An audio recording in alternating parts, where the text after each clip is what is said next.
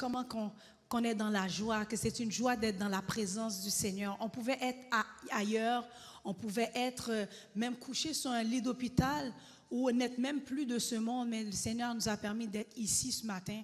Donc c'est vraiment une grâce qu'il ne faut pas prendre à la légère. Alors, je vous invite à ouvrir la Bible dans le psaume 122. Le psaume 122 qui dit « Je suis dans la joie quand on me dit « Allons à la maison de l'Éternel ». Nos pieds s'arrêtent dans tes portes, Jérusalem. Jérusalem, tu es bâtie comme une ville dont les parties sont liées ensemble.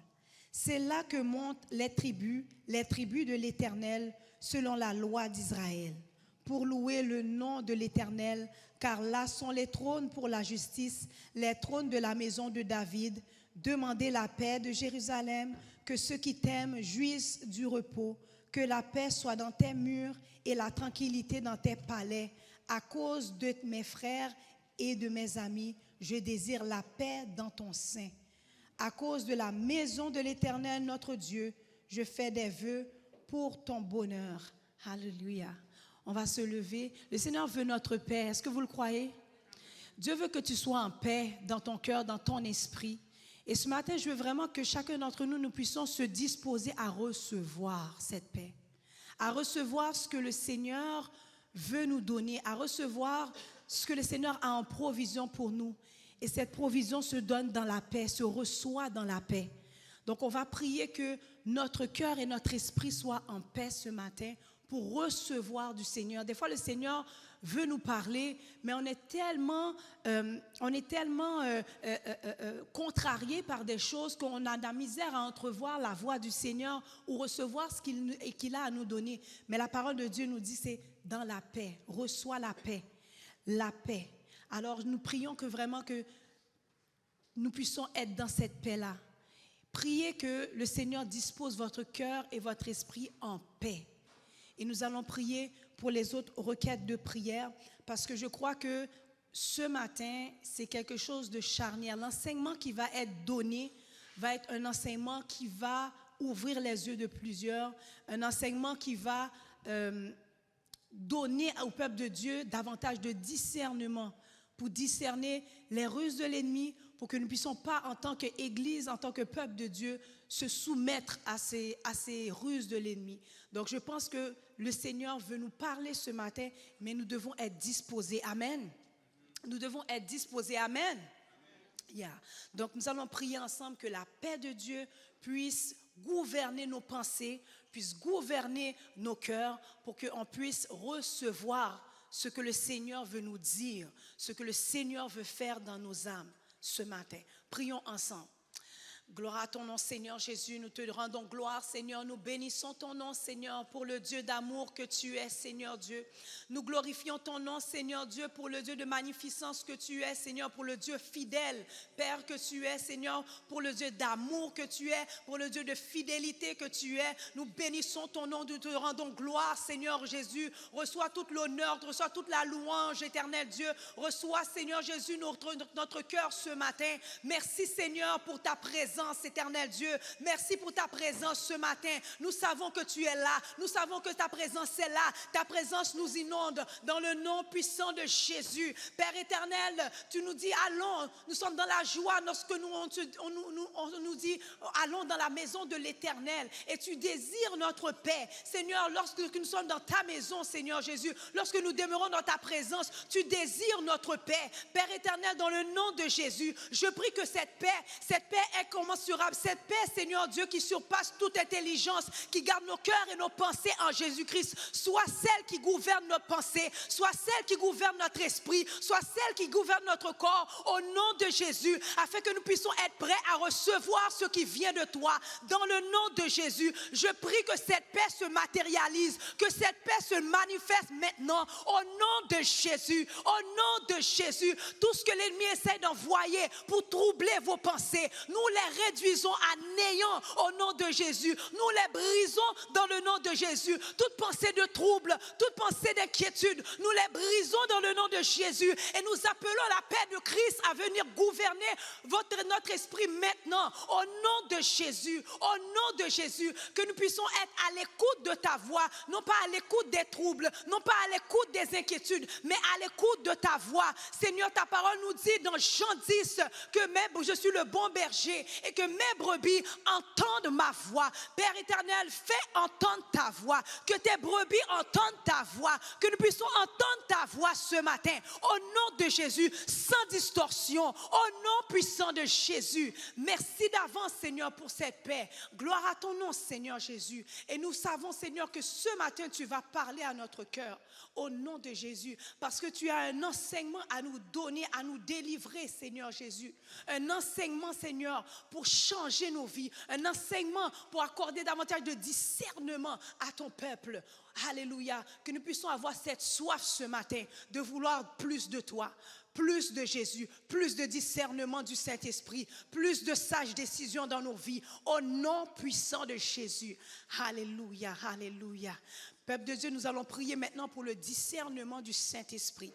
Nous allons prier que nos yeux puissent s'ouvrir. Nous allons prier que le Seigneur puisse nous enligner à pratiquer ce discernement du Saint-Esprit. Parce que nous sommes appelés à prendre de bonnes décisions. Amen. Vous êtes appelés à prendre de bonnes décisions dans vos vies. Et ces bonnes décisions-là doivent être dictées, dirigées, conduites, illuminées, éclairées par le Saint-Esprit. Mais il faut que le peuple de Dieu développe son discernement. Et ce matin, le service de ce matin, c'est un service de discernement. Alors prions que le Seigneur puisse ouvrir les yeux de nos cœurs, puisse ouvrir nos yeux spirituels, puisse ouvrir nos oreilles spirituelles, afin que nous puissions entendre ce que le Seigneur a à nous dire, afin que notre discernement commence à être aiguisé à partir de maintenant à un autre niveau. Alléluia. Prions le Seigneur ensemble. Père éternel, dans le nom de Jésus, Seigneur Dieu, tu ne nous as pas appelés à marcher, Seigneur, par la vue, Seigneur. Tu nous as appelés à marcher par la foi. Tu nous as appelés à marcher dans le discernement du Saint-Esprit. Tu nous as appelés à marcher dans la sobriété d'esprit, d'avoir un esprit clair. Père éternel, je te prie, Père éternel, pour ce service ce matin, Seigneur Dieu. Que ce service ce matin, c'est un service de discernement. Un service, Seigneur, où ce que nos yeux seront ouverts. Père éternel, je te demande dans le nom de Jésus, ouvre nos yeux spirituels, ouvre, Seigneur Jésus, nos oreilles spirituelles, au nom puissant de Jésus. Seigneur Dieu, que ça puisse orienter, Seigneur Dieu, ça puisse orienter nos décisions, Papa, nos choix que nous faisons dans nos vies, Seigneur, afin que nos choix, nos décisions soient alignés, Seigneur Dieu, par ta volonté, Papa. Au nom de Jésus, je prie qu'il y ait un vent de discernement, Seigneur, qui se déclenche dans ton église, Seigneur, à partir d'aujourd'hui,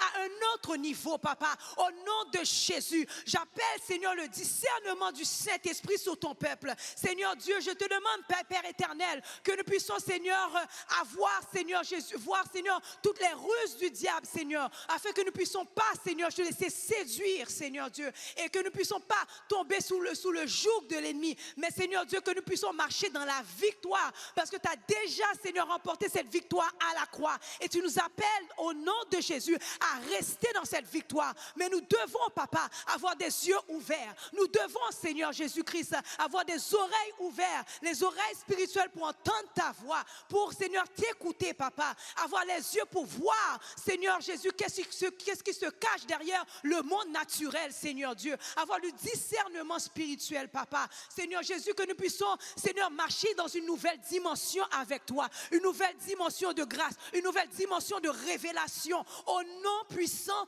de Jésus. Nous voulons plus, Seigneur, plus, Seigneur, plus, Seigneur, plus, Seigneur. Seigneur, enlève le voile, Seigneur Dieu. Si nos yeux sont voilés, enlève le voile, Seigneur, que tout soit mis à nu, Seigneur, que tout soit révélé, au nom puissant de Jésus, afin que nous ne puissions pas être dans l'ignorance, afin que nous ne puissions pas être des chrétiens naïfs, mais que, Seigneur, nous soyons des chrétiens avisés, Seigneur Dieu, de ta parole, Seigneur Jésus, afin, Seigneur Dieu, que nous puissions rester dans la lumière parce que nous sommes des enfants de lumière et tu es la lumière du monde, papa. Et nous sommes tes enfants, Seigneur Dieu.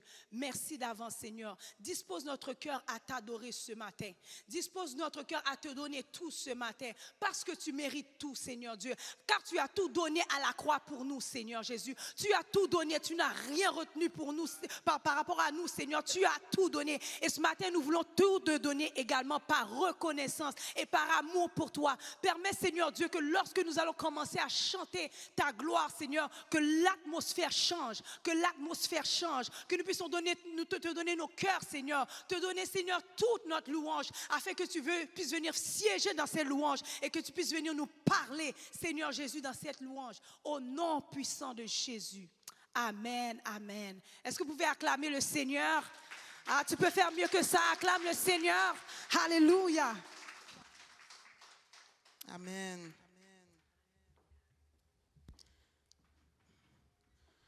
Donc, on va passer un moment dans l'adoration. Donc, on va dire, béni soit l'Éternel. Béni soit l'Éternel. Béni soit l'Éternel. Béni soit l'Éternel. Alléluia. Alléluia. Alléluia. Merci, Seigneur. Merci, Seigneur. Merci Seigneur. Pendant qu'on dit merci Seigneur, pense à tout ce qu'il a fait pour toi dans ta vie. Merci Seigneur. Merci Seigneur. Merci Seigneur. Merci Seigneur. Merci Seigneur. Alléluia. Alléluia. Donc quand on va chanter ensemble, je n'oublie aucun de tes bienfaits. À chaque fois que j'y pense, mon cœur est rempli de paroles pour te louer. Alléluia. Amen.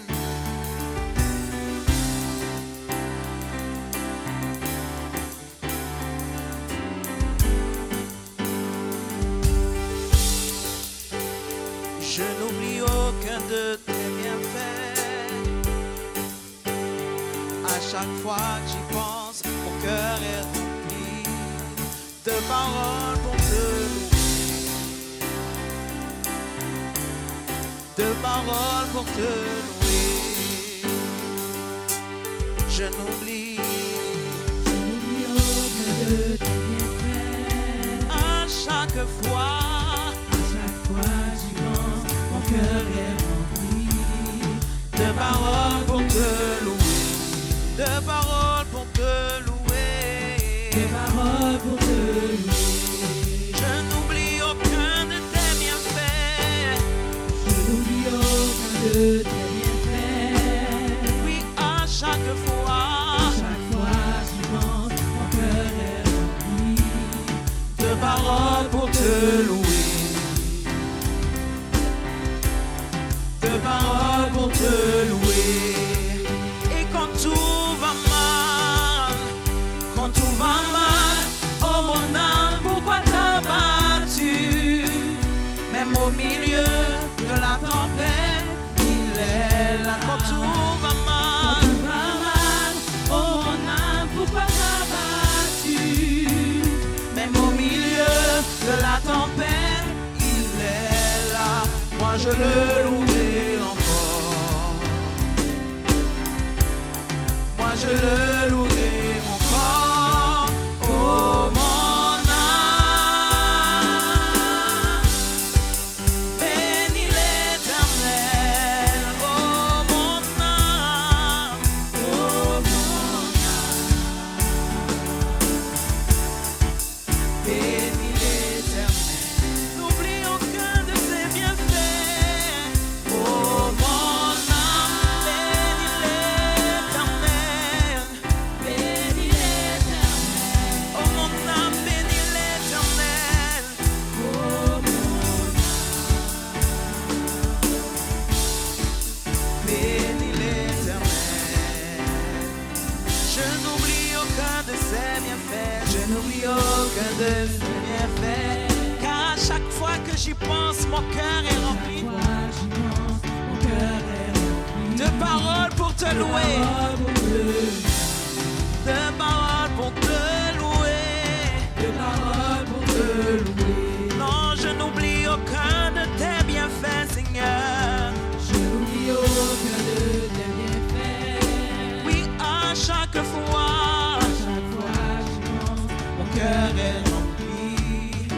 de paroles pour te louer.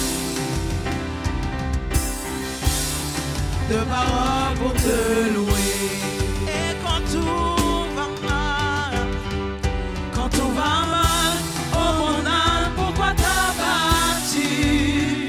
Même au milieu de la tempête, il est là. quand tout va mal, Oh mon âme, pourquoi t'as battu? Même au milieu de la tempête, il est là. moi je le louerai encore. Qui veut l'adorer ce matin? Moi je le louerai encore. Moi je le louerai encore. Oh mon âme, bénis l'Éternel. Alléluia. Oh mon âme, Oh mon âme, oh mon âme, bénis l'Éternel. bénis l'Éternel. Et n'oublie aucun de ses bienfaits. Oh mon âme, Bénis l'Éternel. bénis l'Éternel. Oh mon âme, bénis l'Éternel. Bénis l'Éternel. Oh mon âme, bénis l'Éternel. Oh mon âme, bénis l'Éternel. Oh mon âme, bénis l'Éternel. On va dire ensemble, en Christ seul est mon espérance. En Christ seul est mon espérance. Sa justice est mon assurance. Il est devant Dieu mon appui. Je n'en veux point d'autre que lui. En Christ seul est mon espérance. Christ seul est mon espérance. Sa justice est mon assurance. justice est Alléluia. mon assurance. Il est devant Dieu. Il est devant Dieu mon appui. Et je n'en veux point d'autre que lui. Je n'en veux point d'autre Car il est que Jésus-Christ mon rocher. Jésus-Christ. Mon rocher. Ma confiance est dans son amour. Dans l'orage, Il est Dieu, Seigneur de tout. Oui, Jésus-Christ. Jésus-Christ. Oui, mon rocher. Mon rocher. Ma Ma confiance. confiance est dans son Et dans l'orage, il est Dieu. Dans l'orage, Il est Dieu. Seigneur de tout.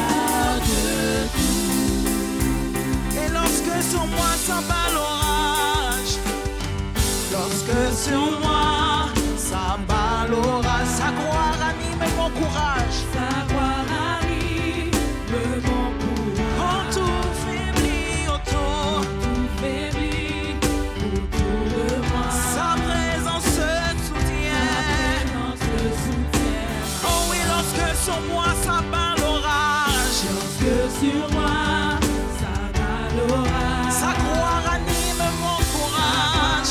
Arrive le bon courage. Quand tout faiblit autour de moi, Tout faiblit autour de moi. oui, c'est sa présence qui soutient ma foi. Sa présence se soutient. Oui, Jésus-Christ. Jésus, Oui, il est mon rocher. mon rocher.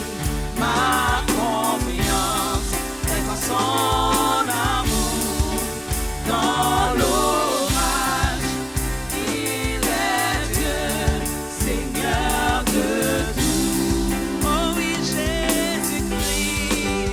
Jésus, Tu es mon rocher. Alléluia. Oui, ma confiance. Alléluia. mon amour. Dans l'orage, il est Dieu, Seigneur de tout. Et quand il reviendra nous chercher, quand il reviendra nous chercher,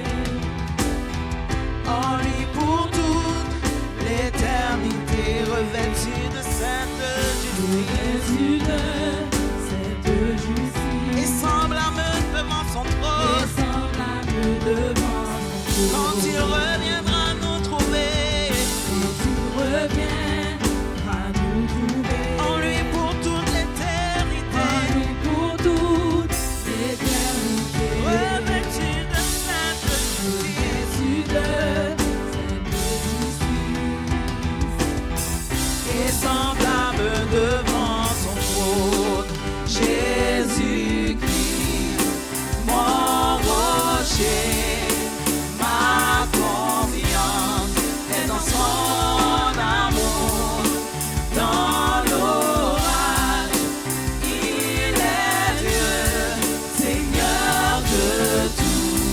Oh oui, déclare-le, Jésus-Christ, Jésus-Christ, c'est mon rocher. Ma confiance est dans son amour, dans l'orage, il est Dieu, Seigneur de tout. Oui, Jésus-Christ, c'est mon rocher, oui, ma confiance, dans son amour.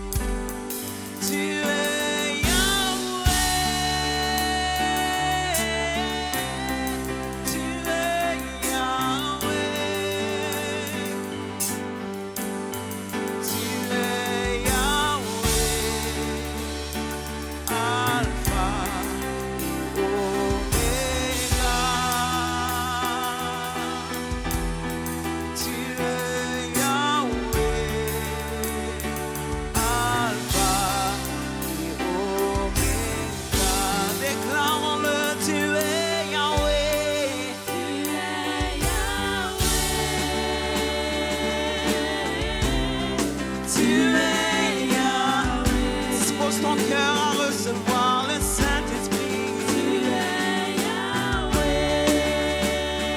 Déclare-le dans ton cœur. Tu es Yahweh.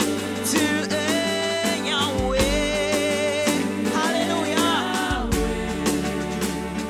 Alpha et Omega. Tu es Yahweh. Tu es Yahweh.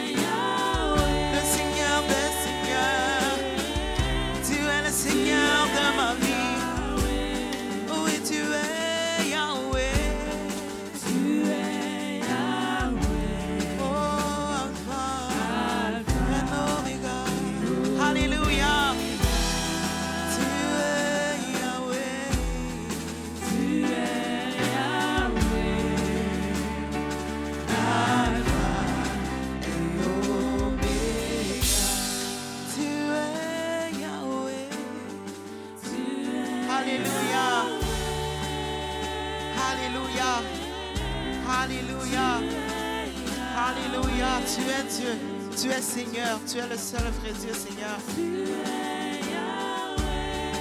Alléluia. Tu es Yahweh. Tu es Yahweh. Alpha et Oméga. Tu es Yahweh. Tu es Yahweh. Alpha et Oméga. Levez main devant majesté, agneau immolé, moi adoré ou mourir en place moi, pour moi gain la vie, si c'est pas grâce ou pas ta peine exister.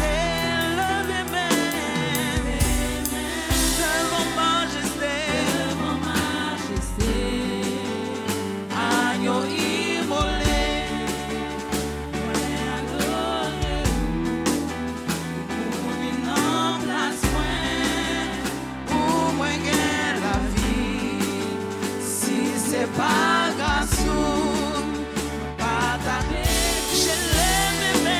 je lève mes mains devant ta majesté, Agneau immolé, Seigneur, je t'adore, tu es mort à ma place pour me donner la vie. C'est par ta grâce que je suis sauvé. Je t'adore, oui, je t'adore, Seigneur, je t'adore, je t'adore, oui, je t'adore,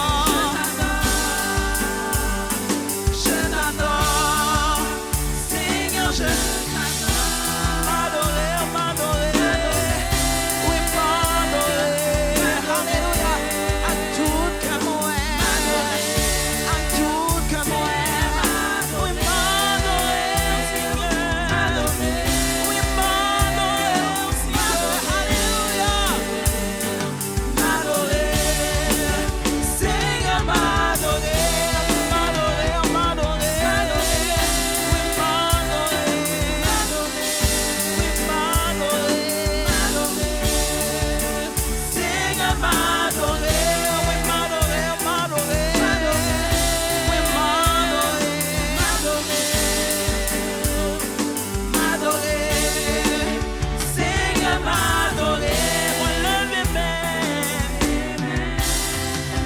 devant majesté, agneau immolé, moi adoré, ou mourir en place moi, pour moi gagner la vie, si c'est pas grâce ou pas ta exister, lève mes mains, devant majesté, agneau immolé.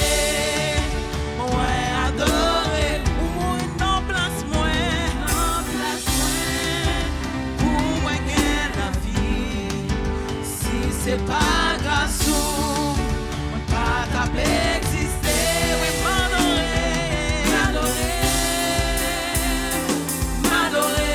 oui, m'adorer,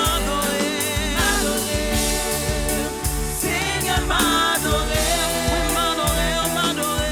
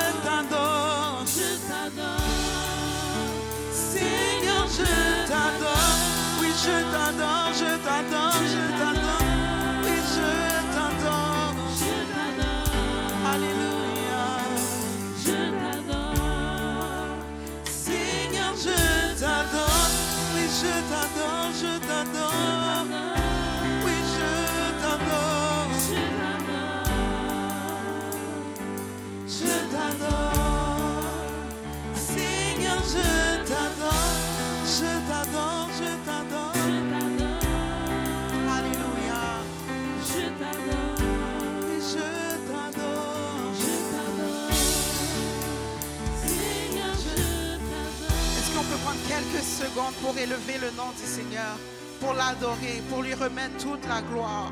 Alléluia. Est-ce qu'on peut prendre ces quelques secondes pour élever le nom du Seigneur? Est-ce qu'on peut prendre ces quelques secondes pour élever le nom du Seigneur, pour enlever toutes ces idoles qui nous empêchaient d'avancer, de voir le Seigneur, toutes ces idoles qui nous empêchaient d'accéder à sa grâce, toutes ces idoles qui nous empêchaient d'accéder à son onction. Seigneur, je te remets toute ma vie, Seigneur. Tu es le Seigneur de ma vie, Seigneur. Seigneur, Papa, enlève toutes les choses, Seigneur, Papa, qui m'empêchent de voir ta gloire, d'entendre ta voix. Seigneur, Papa, je t'adore à cet instant, Seigneur, Papa. Je ne veux pas adorer aucun autre Dieu que toi, Seigneur, car c'est toi que je veux adorer, Seigneur, Papa. C'est toi que je veux adorer, Seigneur Jésus. Alléluia, aucun autre Dieu, Seigneur, Papa. Alléluia, qui est comme toi, Seigneur, Papa. Tu vis éternellement, Seigneur, Papa. En toi, Seigneur, Papa, est la vie. En toi est la vie, en toi est la paix, en toi est l'amour. Seigneur Jésus, je t'adore. Alléluia, alléluia, alléluia, alléluia, alléluia, alléluia. Merci Seigneur. Alléluia, alléluia. Merci Seigneur. Sois loué, sois adoré. Sois élevé, Seigneur, pour toute l'éternité. Les anges se prosternent devant toi, Seigneur. Alléluia. Qui suis-je, Seigneur? Mais tu m'as aimé. Tu m'as donné ce privilège, Seigneur. Oh oui, si ce n'était de ta grâce, Seigneur, je ne serais pas là. Alléluia, oui, je t'adore. Oui, je t'adore. Je t'adore, oui, je t'adore. Je t'adore, je t'adore. Seigneur, je t'adore. Oui, je t'adore, je t'adore. Et je t'adore, je t'adore. Seigneur, je t'adore. On peut acclamer, est-ce que quelqu'un peut acclamer? Pas moi, pas le pasteur, mais peut acclamer le roi des rois. Alléluia, alléluia. Merci Seigneur pour ta grâce, pour ta bonté. Nous allons passer à la conférence par Pasteur Berthaud.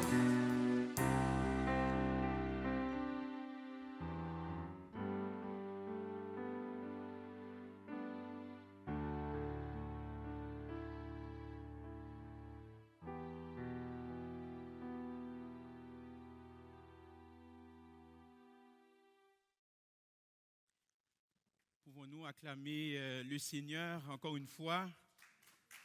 Gloire à Dieu. Vous savez, si vous êtes ici, c'est grâce à lui. Si vous respirez, c'est grâce à lui. Si vous êtes vivant, c'est grâce à lui. Il y avait un ancien chant, je me souviens, lorsque j'étais enfant. Si on est vivant, c'est grâce au Seigneur Jésus. Peut-on encore une fois acclamer le Seigneur dans le nom puissant de Jésus? Donc, sans plus tarder, encore une fois, on vous souhaite la plus cordiale des bienvenues à l'Église La Mission du Grand Montréal. Donc, je glorifie le Seigneur dès ce que vous êtes présents pour adorer le Seigneur, mais en même temps pour apprendre également. Amen. Donc, aujourd'hui, c'est spécial, c'est une conférence. J'ai déjà donné une conférence autrefois au sein de l'Église. Donc, certaines fois, on va aborder des sujets qui touchent l'ensemble de l'Église, qui touchent le christianisme également, et de manière directe, de manière très actuelle également, au nom de Jésus-Christ. Donc, sans plus tarder, nous allons débuter, nous allons aller dans Apocalypse chapitre 2. Apocalypse chapitre 2. Donc, ce n'est pas une prédication, c'est vraiment une conférence. Mais étant donné que je suis un prédicateur dans l'âme, ça se peut que le côté prédicateur va sortir, mais on va essayer de se concentrer réellement. Donc, Apocalypse chapitre 2, le verset 20. Mais juste avant, je sens que je dois prier avant cette conférence. Père éternel des armées, encore une fois, nous voulons te remercier, Seigneur, parce que nous t'adorons. Tu es le seul vrai Dieu, le Dieu créateur. Tu es Yahweh, Seigneur. Et nous te demandons de nous assister ce matin dans le nom puissant de Jésus-Christ. Permets, ô Dieu, que nos yeux s'ouvrent parce que tu nous appelles au combat spirituel. Tu nous appelles à nous montrer certaines choses, Seigneur. Et je te demande dans le nom puissant de Jésus que tu m'assistes aujourd'hui, que tu nous assistes également. Et nous te prions d'un commun accord au nom de Jésus. Amen. Amen. Donc, Apocalypse 2, verset 20. Donc, je lis pour vous. C'est le Seigneur Jésus-Christ qui parle. Mais ce que j'ai contre toi, c'est que tu laisses la femme Jézabel, qui se dit prophétesse, enseigner et séduire mes serviteurs pour qu'ils se livrent à l'impudicité et qu'ils mangent des viandes sacrifiées aux idoles. Donc, j'aimerais simplement vous expliquer le contexte de ce passage. Je vous rappelle que c'est une conférence aujourd'hui. Eh bien, ce passage est tiré, et vous l'avez constaté, est tiré de l'Apocalypse, où Jésus, le Fils de Dieu, le Fils de Yahweh, écrit des lettres à différentes églises pour leur exprimer ses opinions à leur sujet. Donc Christ va écrire des lettres à des églises pour leur faire part de son opinion. Jésus, il a une opinion. Jésus a une opinion concernant notre église locale. Jésus a une opinion concernant les églises du monde entier. Et dans cette situation particulière, il s'adresse à l'église de Thyatire. Et dans cette église, eh bien, il y avait une femme qui avait l'esprit de Jézabel. Et il est important de comprendre l'origine de l'expression « esprit de Jézabel ». Parce que c'est facile à le dire, mais il faut comprendre d'où ça vient. Eh bien, Jézabel, dans l'Ancienne Alliance, dans l'Ancien Testament, était une reine. Ce n'était pas n'importe qui. C'était une femme politique. C'était une reine de l'Ancien Testament. C'était une figure historique. Il y a des preuves archéologiques, il y a des preuves historiques à son sujet. Il y a même des livres historiques qui ne sont pas des livres spirituels qui font mention de cette reine, de cette femme politique. Donc c'est une figure historique. Et la Bible la décrit comme une femme idolâtre, c'est-à-dire qu'elle n'adore pas Yahweh. C'est une femme idolâtre. Non seulement que c'était une femme idolâtre, mais c'était aussi une femme extrêmement méchante. Par conséquent, cette femme, elle a eu un impact négatif considérable sur son mari, le roi d'Israël, Akab, en l'encourageant à adorer d'autres dieux que Yahweh, en persécutant les prophètes du Dieu créateur Yahweh.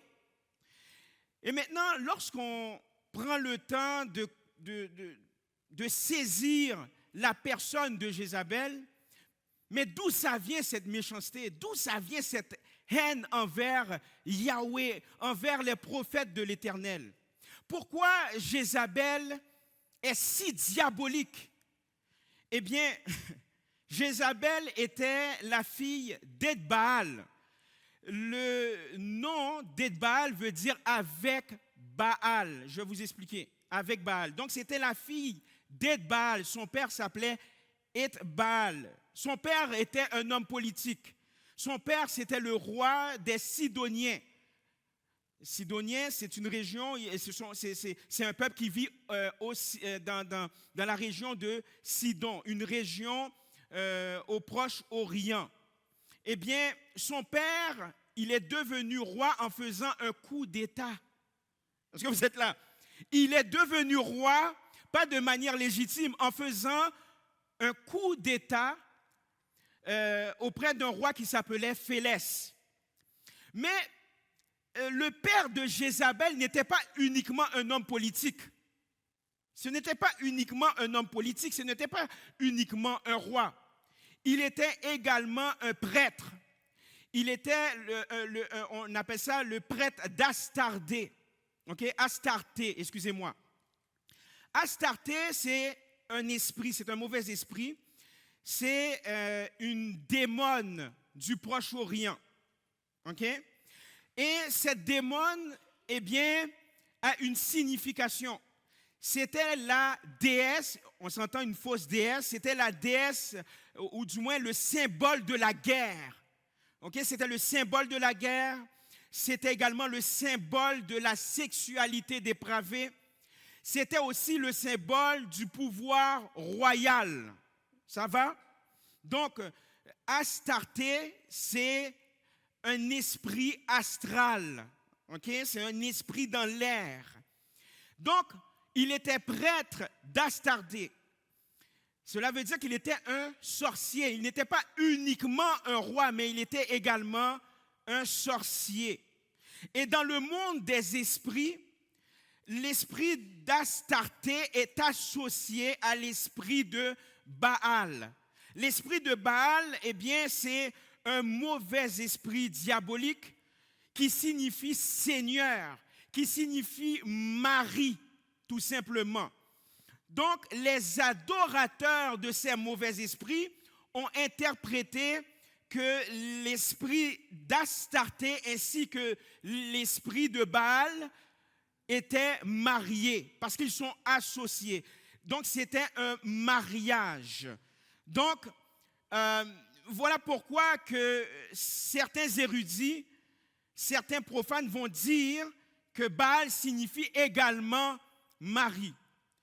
Donc, Jézabel était la fille non seulement d'un roi, elle était princesse, mais également la fille d'un sorcier. Maintenant, l'étymologie du nom Jézabel. Il y a plusieurs interprétations, mais l'interprétation qui fait consensus, cela veut dire où est l'exalté. C'est comme une question, mais où est l'exalté? Où est le prince? Où est le mari? Et on voit bien qu'elle a baigné dans une culture diabolique. On voit bien que Jézabel a baigné dans une culture sanguinaire. On voit bien que Jézabel a baigné dans une culture de violence. Donc, le règne de Jézabel sur le plan historique, sur le plan biblique, fut marqué par la manipulation, fut marqué par la séduction, fut marqué par la cruauté, faisant d'elle, attachez votre tuque, faisant d'elle un symbole de méchanceté, un symbole diabolique. Bien entendu, sa vie prit une fin tragique. Sa vie prit une fin tragique lorsque cette dernière fut précipitée par une fenêtre et ensuite dévorée par des chiens. Et ça a été raconté dans les Saintes Écritures, dans la Bible, mettant ainsi à son règne de terreur. C'était un règne de terreur. Maintenant, retournons dans notre texte, dans Apocalypse 2, verset 20. Eh bien, la femme qui prétendait parler au nom de Dieu, parce qu'elle prétendait parler au nom de Dieu, est comparée à Jézabel, cette femme de l'église Thyatire. C'est-à-dire que son nom n'était pas Jézabel, elle avait l'esprit de Jézabel. Elle était comparée à cette femme notoire de l'Ancien Testament. C'est-à-dire que cette femme avait une mauvaise influence sur les membres de l'Église. Parce qu'elle enseignait et séduisait les membres de l'Église à pratiquer l'idolâtrie. je vous rappelle, j'ai plusieurs enseignements sur l'idolâtrie. L'idolâtrie, c'est une adoration détournée. Parce que nous sommes tous nés à adorer quelque chose. Mais il n'en demeure pas moins que nous sommes appelés à adorer le seul vrai Dieu, à savoir Yahweh. Amen. J'ai entendu seulement un Amen. Donc, l'idolâtrie, c'est toute autre chose que vous vénérez plus que Yahweh, plus que le Seigneur Jésus-Christ. Donc, cette femme qui avait une mauvaise influence séduisait les membres de son église à pratiquer l'idolâtrie, mais également à se livrer à l'immoralité sexuelle. Et tout comme Akab, qui était tolérant et pissou envers Jézabel, oui, je le dis, il était pissou envers Jézabel, eh bien, dans l'église de Thyatire, il y avait une gang de pissous aussi. Apparemment, il y avait des hommes passifs, des hommes qui manquent de courage, des hommes peureux qui toléraient cette prétendue femme de Dieu. Alors Jésus-Christ, le Fils de Dieu, l'alpha et l'oméga, qui était semblable à Élie, condamnait les serviteurs indulgents et cette prétendue femme de Dieu. Juste pour vous mettre en contexte, ici Jésus est comparé à Élie. Élie était justement un homme qui s'est tenu debout, un homme de courage, un serviteur de Dieu, un porte-parole de Dieu, donc prophète, qui vivait à la même époque que Jézabel et qui dénonçait également non seulement le roi Akab, mais également Jézabel. Maintenant, posez vos yeux au verset 21, Apocalypse chapitre 2, le verset 21. Je lui ai donné, c'est Jésus qui parle, je lui ai donné du temps afin qu'elle se repentît. Dans le texte d'Apocalypse chapitre 2, le verset 21, Jésus dénonce et demande, voilà, on sait un Dieu d'amour, mes chers amis, Jésus dénonce et demande à cette femme de se repentir. Ah. Car sans la grâce de Dieu, nous pourrions tous tomber dans le piège d'être influencés par ce mauvais esprit. Je vous le dis, on peut tomber dans ce piège également parce que Jésus lui donne l'opportunité de se repentir. Toujours est-il que l'héritage de Jézabel est celui de la manipulation, de la méchanceté et de la trahison. Je répète, l'héritage, parce que ça existe encore. Le monde des esprits, c'est réel, mes chers amis, là. OK? C'est pas un jeu. Ce n'est pas un jeu, c'est réel. C'est l'esprit de Jézabel. Jézabel a laissé un héritage encore en 2023.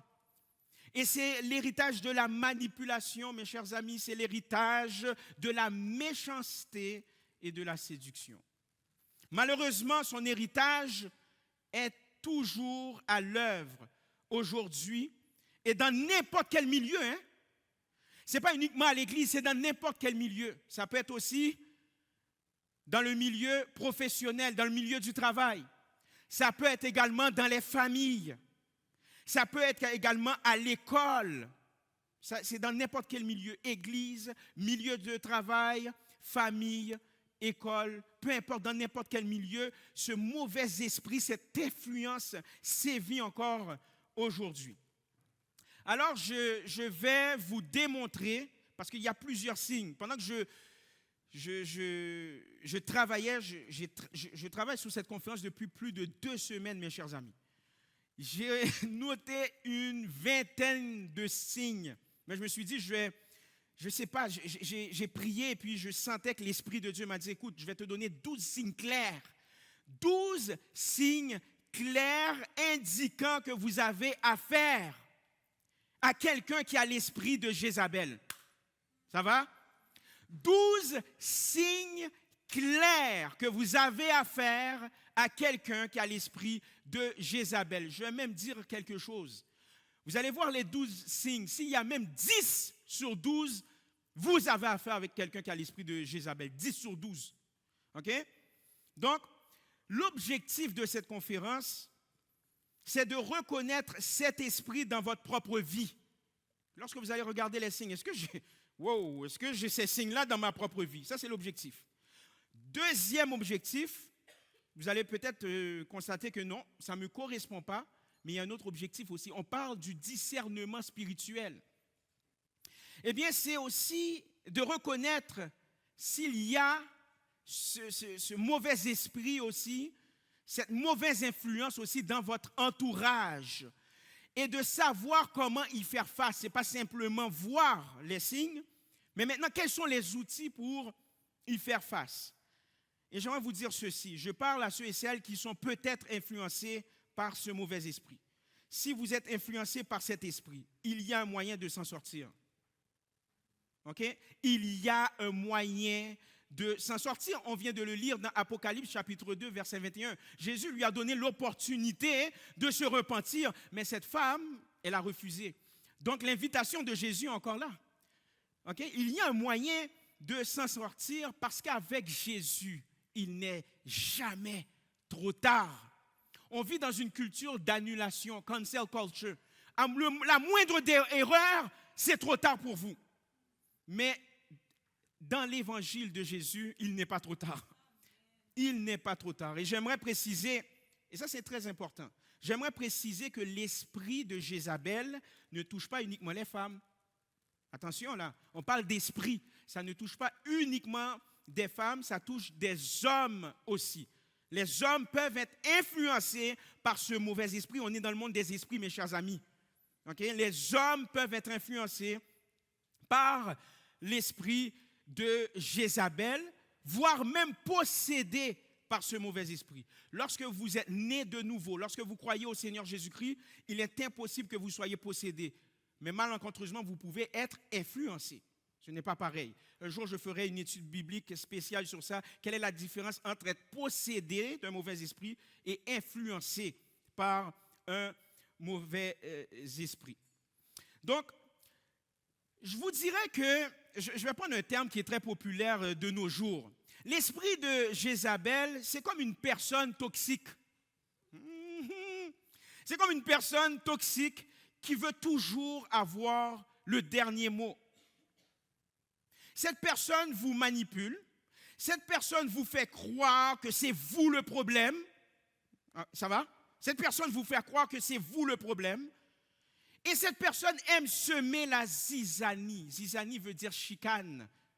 Cette personne aime ça lorsqu'il y a des chicanes, tout simplement.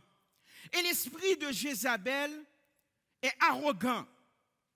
L'esprit de Jézabel est désobéissant, déteste l'autorité. L'esprit de Jézabel adore le désordre. L'esprit de Jézabel adore les trucs malhonnêtes. Ce mauvais esprit est prêt à tout pour atteindre ses objectifs. Parce que ce mauvais esprit a un objectif. Voilà pourquoi je trouve ça bizarre que des chrétiens n'ont pas d'objectif de vie. Quel est ton objectif de vie? Je ne sais pas. Non, tu dois avoir un objectif de vie. Le monde des esprits, ils ont des objectifs. Tu dois avoir un objectif de vie. Regarde, je vous le dis là, ça finit généralement mal pour les gens tourmentés par ce mauvais esprit, mais aussi pour ceux qui tombent dans le piège. Parce qu'il y a des gens qui ne sont pas influencés par ce mauvais esprit, mais ils tombent dans le piège, ils croient tous qu'est-ce que cette personne qui est influencée par ce mauvais esprit-là va dire. Donc, c'est à deux sens. Ça finit très mal pour les gens qui sont tourmentés par ce mauvais esprit et également pour les gens naïfs, les gens qui tombent dans leur jeu. Je vous le dis là, c'est à deux niveaux. C'est à deux niveaux. Donc, on va plonger. Étudions ensemble les 12 caractéristiques, 12 signes clairs là. Vous allez voir, il n'y a pas d'ambiguïté. 12 signes clairs de l'esprit de Jézabel supporté par les Saintes Écritures. Vous allez voir, il n'y aura pas juste un signe et puis je vais commenter le signe. Ça va être supporté par les Saintes Écritures. Ça va? On va plonger maintenant. Le premier signe très clair que vous avez à faire à quelqu'un qui a l'esprit de Jézabel, eh bien, c'est la manipulation. La manipulation. Donc, dans l'Ancien Testament, en attendant, vous pouvez tourner dans 1 Roi, chapitre 21, versets 7 à 14. Dans l'Ancien Testament, la reine Jézabel manipulait son mari Akab pour obtenir ce qu'elle voulait. Elle l'a manipulé. Nous allons voir ce passage ensemble. Je lis pour vous.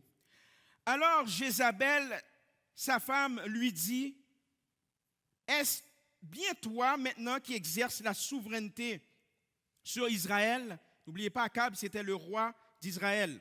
« Lève-toi, prends de la nourriture et que ton cœur se réjouisse. Moi, je te donnerai la vigne de Naboth de Jizreel. » Et elle écrivit au nom d'Akab. Est-ce que vous voyez ça? Elle écrivit au nom d'Akab des lettres qu'elle scella du sceau d'Akab. Manipulation. Et qu'elle envoya aux anciens et aux magistrats qui habitaient avec Naboth dans sa ville. Voici ce qu'elle écrivit dans ces lettres. Publiez un jeûne. Publiez un jeûne. Placez Naboth à la tête du peuple et mettez en face de lui 2 méchants hommes, c'est bizarre, hein, qui déposeront ainsi contre lui. Tu as maudit Dieu et le roi. Manipulation. Est-ce qu'il a maudit Dieu? Non, non. Est-ce qu'il a maudit le roi? Non. Puis mettez-le dehors, lapidez-le. Lapider, c'est envoyer plein de roches sur la personne jusqu'à ce qu'il meure, justement. Et qu'il meure. Les gens de la ville de Naboth, les anciens et les magistrats qui habitaient dans la ville agirent comme femmes influentes. Ce n'est pas parce que tu es influenceuse ou influenceur sur Internet, là, ça ne veut rien dire, ok? Elle était influente aussi.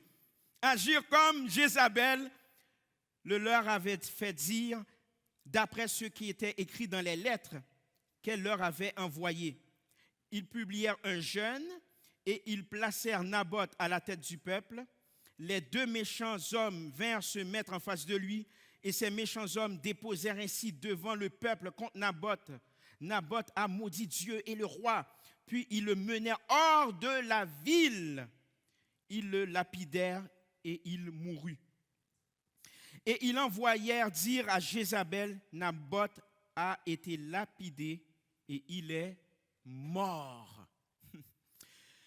L'esprit de Jézabel, maintenant, est souvent associé à la manipulation, où une personne cherche à contrôler et à influencer les autres, mais de manière subtile. Nous l'avions constaté, c'est de manière subtile ou trompeuse pour servir ses propres intérêts. C'est pour servir ses propres intérêts. Ce n'est pas fait dans une optique de bien commun. Ce n'est pas dans une optique de servir. Ce n'est pas pour servir. C'est pour servir ses propres intérêts. Donc la manipulation, ça c'est un des premiers signes. Un autre signe, la spiritualité. La spiritualité. On vient de le lire là. Elle s'est servie de la spiritualité pour faire sa méchanceté. On va publier un jeûne. Donc, oh waouh, cette personne-là, ce couple royal et spirituel, la spiritualité. Jézabel cherchait aussi des réponses à travers des pratiques de sorcellerie et de divination. 2 Rois, chapitre 9, le verset 22. Dès que Joram vit Jéhu, Jéhu c'est un serviteur de Dieu, il dit, est-ce la paix Jéhu? Jéhu répondit, quoi la paix?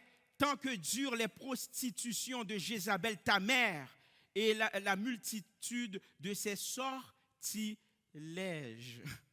De ses sortilèges.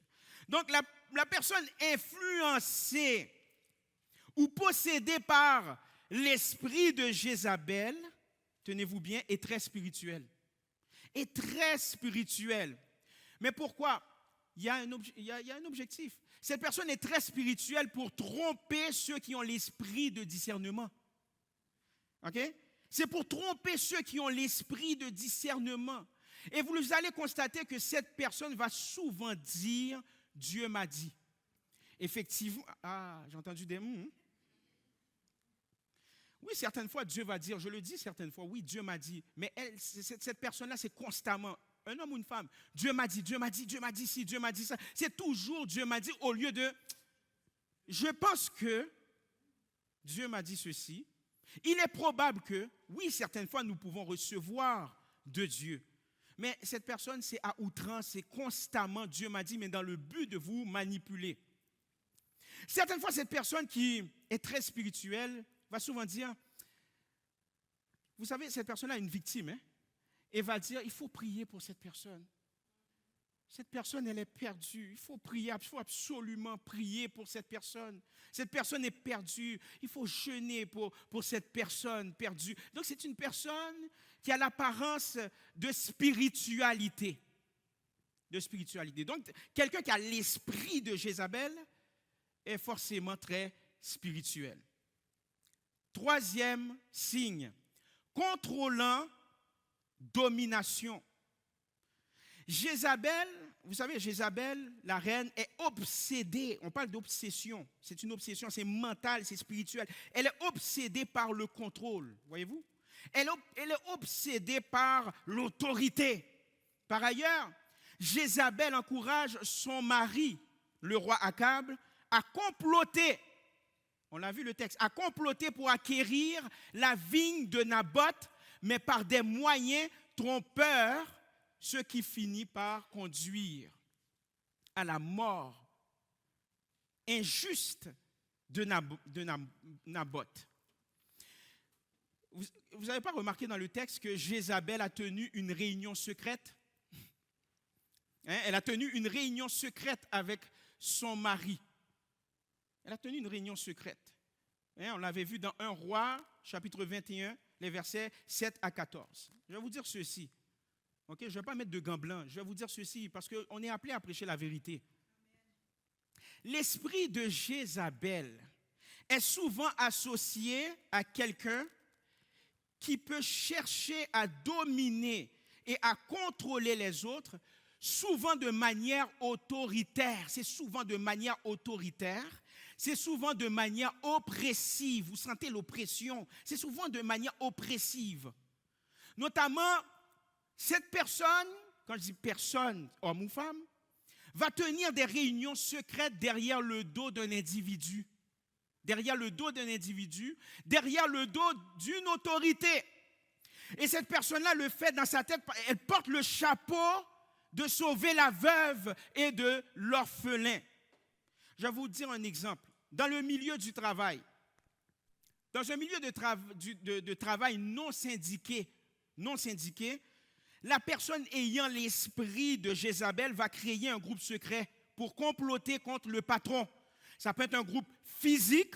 Je dis les vraies affaires. Il y a des entrepreneurs ici. Est-ce que je dis les vraies affaires? Un milieu non syndiqué. Donc, va créer un groupe physique. Ou sinon, on est à l'ère numérique, va créer un groupe WhatsApp, un groupe numérique. Est-ce que vous comprenez? Mais le but, c'est quoi? Ce n'est pas le bien-être des travailleurs. Le but, ce n'est pas de sauver, de défendre les travailleurs. Le but, c'est de piéger le boss. Le but, c'est de piéger le superviseur. Maintenant, dans le milieu syndiqué, regardez, ce n'est pas pareil. Parce que moi, j'ai travaillé dans le milieu syndical. Dans le milieu syndiqué, ils ont le droit de tenir des réunions. Est-ce que vous savez ça? Dans le milieu syndiqué, ils ont le droit de tenir des réunions sans la présence d'un patron. Ils ont le droit. Mais ce n'est pas des réunions secrètes. Tout le monde est au courant. C'est écrit dans la convention collective. Tout le monde est au courant.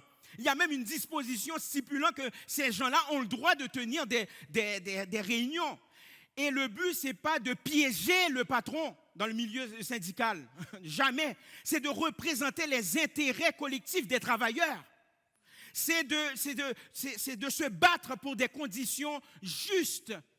C'est pour avoir des salaires adéquats. C'est pour la protection de l'emploi. Ça n'a rien à voir avec l'esprit de Jézabel. Est-ce que vous comprenez? Ce n'est pas pour piéger un patron. Maintenant, inversement, parce que moi je l'ai déjà vécu, Inversement, il y a des superviseurs aussi qui vont avoir l'esprit de Jézabel. Eh bien, vont tenir aussi des réunions secrètes pour piéger l'employé en lui donnant des tâches inadmissibles. Mais pourquoi? Pour le décourager et pour l'encourager à quitter son emploi. Inversement aussi, c'est dans tous les milieux. J'aimerais vous dire ceci. S'il y a quelqu'un qui a cet esprit de Jézabel dans le milieu du travail, peu importe dans votre famille, je ne sais pas, sortez de ce chat le plus vite possible. Parce que, vous savez quoi? Vous participez à l'esprit de Jézabel. Vous participez à son plan, littéralement. Quelqu'un qui est rempli de l'esprit de Dieu va refuser cela. Quelqu'un qui est rempli de l'esprit de Dieu va dire, la justice, c'est Dieu qui va le faire. À moi la vengeance, dit l'Éternel, à moi la vengeance. C'est Dieu qui va le faire, tout simplement. Donc, on n'est pas là pour encourager l'esprit de Jézabel. Autre signe, opposition face à une autorité ou des autorités, mais légitime, parce que ce n'est pas toute autorité qui est légitime. C'est-à-dire que la personne qui a l'esprit de Jézabel déteste être sous l'autorité de quelqu'un. Remarquez dans l'Ancien Testament, Jézabel a perturbé le culte de Dieu en encourageant l'adoration du Dieu phénicien, Baal, à la place de Dieu. Jézabel a encouragé à tuer les prophètes de Dieu, les prophètes de Yahweh, qui faisaient figure d'autorité. À l'époque, les prophètes faisaient figure d'autorité. Je lis pour vous 1 Roi, chapitre 18, verset 4. Et lorsque Jézabel extermina les prophètes de l'Éternel faisaient figure d'autorité. Ce n'étaient pas des gens parfaits, mais Dieu leur avait donné cette autorité-là. Abdias prit 100 prophètes qu'il cacha 50 par 50 dans une caverne et il les avait nourris de pain et d'eau. Maintenant, nous allons plonger au verset 18, toujours au chapitre 18. Élie, le prophète Élie répondit, je ne trouve point Israël, parce que c'est ça l'esprit de Jézabel, c'est accuser tout le temps. Et d'ailleurs, Satan, l'étymologie de Satan, ça veut dire accusateur, adversaire. Donc, Akab a commencé à accuser Élie pour dire, hey, tu jettes le trouble, c'est toi qui mets le trouble en Israël. Élie répondit, je ne trouve point Israël, c'est toi au contraire, et la maison de ton père, puisque vous avez abandonné les commandements de l'Éternel, qui est l'autorité suprême, et que tu es allé auprès des Baals.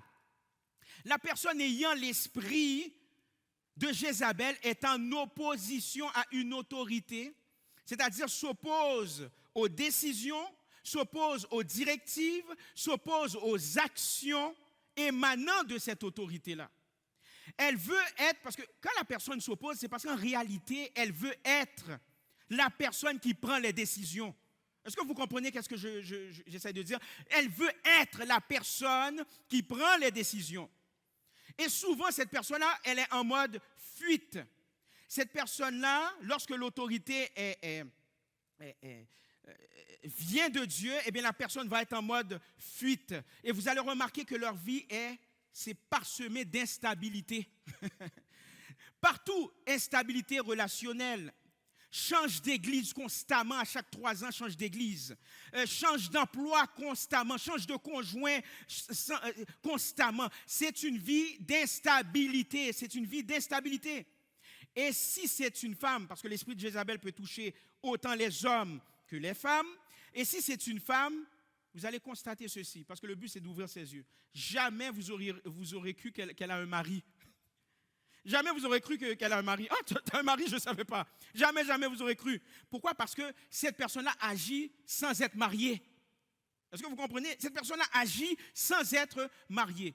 Et comme Jézabel, sur le plan historique, maintenant je vais vous amener sur le plan historique.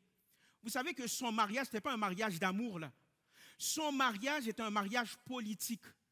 C'est un mariage politique parce que le but d'Akab, c'était d'élargir son influence politique.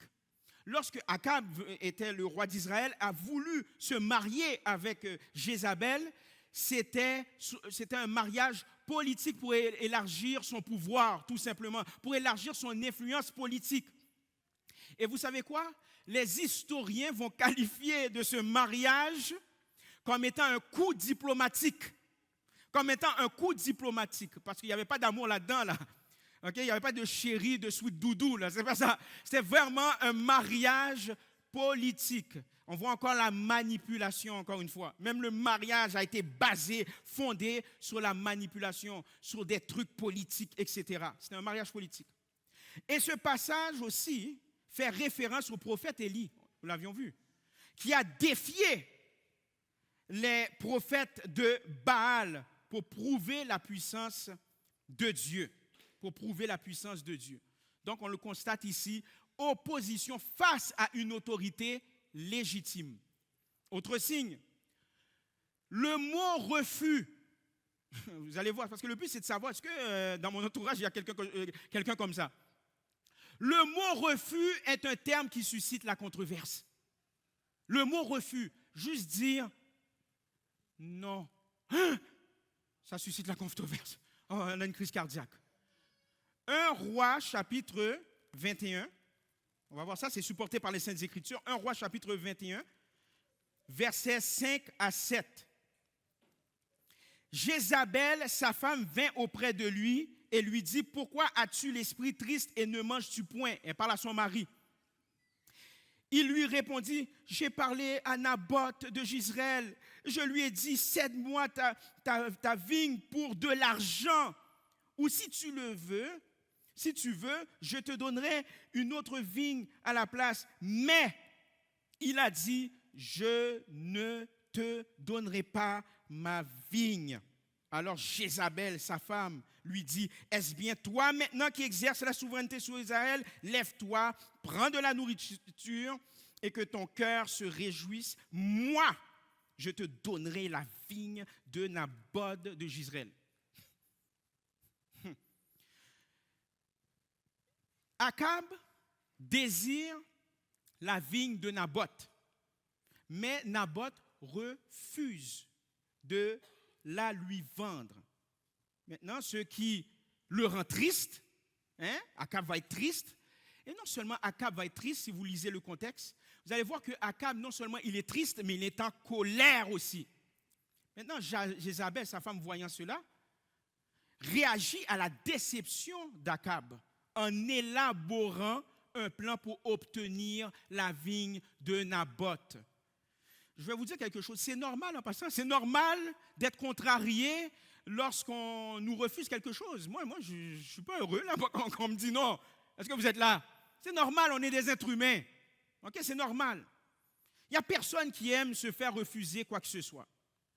Mais lorsque ça envahit quelqu'un violemment, ça envahit quelqu'un violemment. C'est-à-dire que vous voyez cette personne-là, puis après ça, whoop, la personne change, vous la reconnaissez plus. C'est comme si c'était une autre personne, comme si elle était bipolaire, là. Vous ne connaissez plus cette personne. Cette personne-là, c'est au point d'en faire une controverse. La personne va partir en croisade. La personne commence à menacer parce qu'on a dit non. On a dit non. C'est un refus. La personne va même faire du chantage. Hey, si tu ne me donnes pas ce salaire, je vais quitter mon poste. Est-ce que vous comprenez? Je vais me plaindre au syndicat ou quoi que ce soit.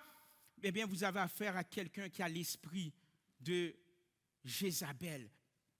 Inversement aussi, un employé qui peut-être demande un congé pour étudier. Et puis le boss, il voit ça comme un refus, et puis il le prend personnel, et puis il va dire, moi je vais me venger, je vais lui enlever ses vacances, je vais lui attribuer des tâches impossibles, mais pour décourager cet employé-là aussi. Inversement, ça arrive dans le milieu du travail, pour simplement décourager, voire même il y a des gens qui vont même congédier injustement l'employé, parce que l'employé a tenu tête, l'employé a simplement dit, regarde, je ne peux pas faire cet emploi, ça me demande plus de formation, ou non, j'ai déjà planifié mes vacances cette journée-là. Non, tu vas rentrer. Est-ce que c'est clair, ma Claire? tu vas rentrer là. Donc là, vous voyez, la personne change et puis complote, etc. Là, on fait affaire à quelqu'un qui a l'esprit de Jézabel. 6e point, orgueil. Orgueil. 1 Roi, chapitre 19, versets 1 à 2. Akab rapporta à Jézabel tout ce qu'avait fait Élie et comment il avait tué par l'épée tous les prophètes. Jézabel envoya un messager à Élie pour lui dire que les dieux me traitent dans toute leur rigueur si demain à 7 heures je ne fais de ta vie ce que tu as fait de la vie de chacun d'eux. Je terminerai là-dessus parce que c'est 12 signes. Nous allons voir les 12 signes dans 2 dimanches. Après que les prophètes de Baal ont échoué, parce qu'ils ont échoué, Élie maintenant a prié Dieu. Et un feu, lorsqu'il a prié l'Éternel, il y a un feu céleste, un feu qui descend du ciel, qui a brûlé l'offrande pour montrer la puissance de Dieu. Ce n'était pas pour montrer que Élie est un homme de Dieu, ce n'était pas pour montrer que Élie était appointé par Dieu, non, c'est pour montrer la puissance de Dieu. Mais remarquez ça, au lieu de se repentir, ils ont vu la puissance de Dieu, mes chers amis, ils ont vu le surnaturel, au lieu de se repentir, Jézabel a réagi avec orgueil et a menacé de tuer Élie, de tuer le prophète Élie. C'est incroyable. Donc, qu'est-ce que nous pouvons voir? Eh bien, son orgueil l'a empêché de reconnaître la suprématie du Dieu créateur.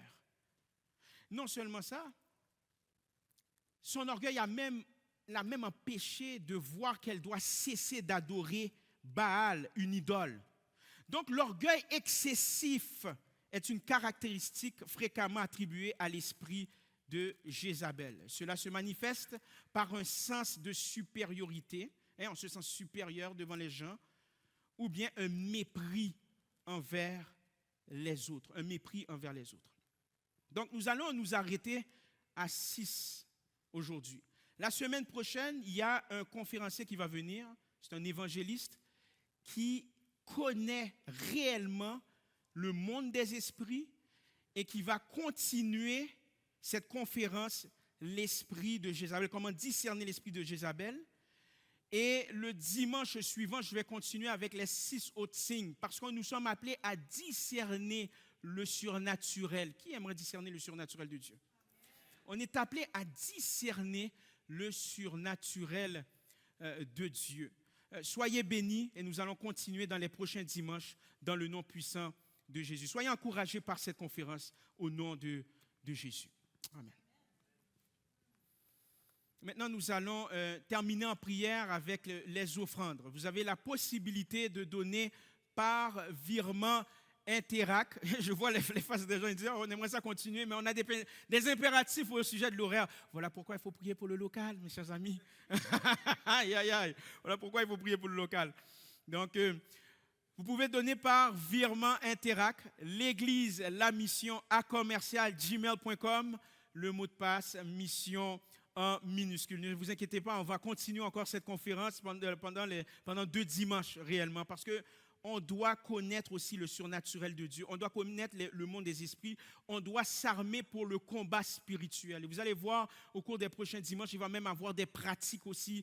Durant les dimanches, nous allons prendre autorité parce que Dieu vous a donné l'autorité également. Nous allons prier. Il y aura le jeûne qui s'en vient, aussi le jeûne de 3 jours. Vous allez voir, on va être des guerriers dans le nom puissant de Jésus, parce que Dieu nous appelle à discerner dans le nom de Jésus. Donc, je vais simplement prier pour les offrandes et je vais prononcer les paroles de bénédiction.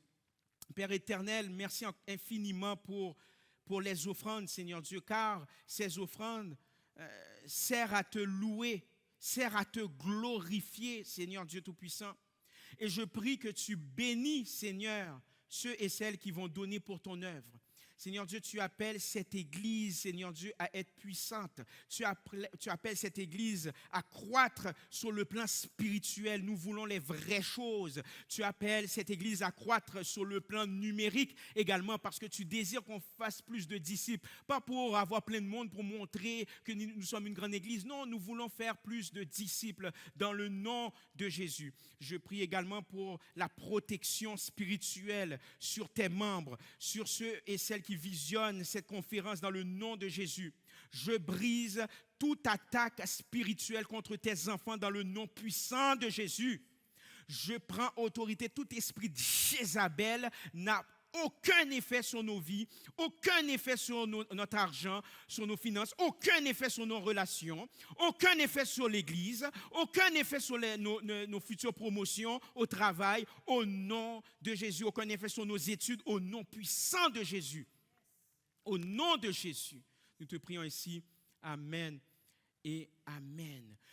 Pour les annonces, vous pouvez aller voir les annonces sur la page Facebook de l'Église, sur l'Instagram de l'Église et aussi par le biais de l'infolettre. Si toutefois vous n'êtes pas inscrit, veuillez envoyer un message info@égliselamission.com info@égliselamission.com pour recevoir nos infolettres. Et on aimerait saluer les nouvelles personnes qui nous visitent. Ça va rire. Donc, ils nous visitent. Donc, on est content de vous voir dans le nom puissant de Jésus. Donc, nous allons nous lever pour recevoir la bénédiction. La semaine prochaine, c'est quelqu'un qui s'y connaît en passant, qui pratique le combat spirituel, va continuer la conférence sur l'esprit de Jézabel. Et moi, je vais clôturer l'autre dimanche. On va voir les 6 autres signes et maintenant comment se prémunir, comment combattre. Et je suis très, très encouragé de vous voir. Vous êtes nombreux ce matin. Ça prouve que vous voulez passer à une autre dimension. On n'a plus le choix. Cynthia, on n'a plus le choix. Il faut passer à une autre dimension. On n'a pas le choix. Myriam, est-ce que c'est vrai? You know, on n'a pas le choix parce que regardez, les temps sont mauvais, mes chers amis. Les sœurs Vilus, je vous vois là chaque dimanche, vous êtes là. Ces filles-là voyagent, mais elles sont là. Hein? Elles sont là, au nom de Jésus. Donc, je vais simplement vous bénir dans le nom de Jésus. Seigneur, je te remercie pour l'Église de la Mission, Seigneur Dieu. Je te remercie, Seigneur Dieu, pour ton Fils qui nous aide, ton Fils qui nous ouvre les yeux, Seigneur Dieu. Père éternel, nous te demandons pardon si toutefois nous avions été naïfs lorsque l'esprit de Jézabel sévissait au milieu de nous, Seigneur. Te demandons pardon, Seigneur. Seigneur Dieu, ouvre nos yeux dès maintenant au nom de Jésus. Là, maintenant. Là, maintenant, au nom de Jésus. Au nom de Jésus, ouvre les yeux. Les yeux s'ouvrent. Les yeux s'ouvrent. Les yeux s'ouvrent au nom de Jésus. Les yeux s'ouvrent. S'ouvre au nom de Jésus. Ça s'ouvre là. Reçois au nom de Jésus. Les yeux s'ouvrent dès maintenant au nom de Jésus. Nous savons fort bien que l'esprit de Jézabel, durant la semaine, va essayer de nous intimider. Nous disons non comme le prophète Élie. Nous disons non comme ton fils Jésus-Christ. Parce que tu nous as donné le pouvoir de marcher sur la puissance de l'ennemi, Seigneur Dieu. Permets, oh Dieu, que nous puissions connaître notre identité. Seigneur Dieu, l'esprit de Jézabel va nous dire, oh, tu as péché hier soir, tu n'as pas bien prié, etc. Nous disons qu'il se tait au nom de Jésus. Au nom de Jésus, nous sommes des enfants de Dieu. Nous sommes des adorateurs de Dieu. Nous prenons autorité dès maintenant au nom de Jésus. Que tout esprit de Jézabel cesse maintenant au nom de Jésus. Au nom de Jésus. Daigne nous protéger, Seigneur Dieu, durant le chemin du retour. Remplis-nous de toi, Seigneur Dieu. Nous brisons tout esprit de distraction durant la semaine, Seigneur Dieu. Seigneur Dieu, permets au Dieu qu'on rentre en communion avec toi, Seigneur Dieu, qu'on te cherche, parce que nous savons que cet esprit va essayer. Mais cet esprit va échouer au nom de Jésus, parce que tu n'as pas échoué à la croix. Après la croix, il y a la résurrection. Et je déclare résurrection sur cette église. Je déclare résurrection sur nos vies. Je déclare résurrection aussi à ceux qui nous regardent par le bien éternel. Au nom de Jésus, soyez bénis, encouragés. Vous avez l'autorité au nom de Jésus. Vous n'êtes pas n'importe qui au nom de Jésus. À la prochaine. Gloire à Dieu.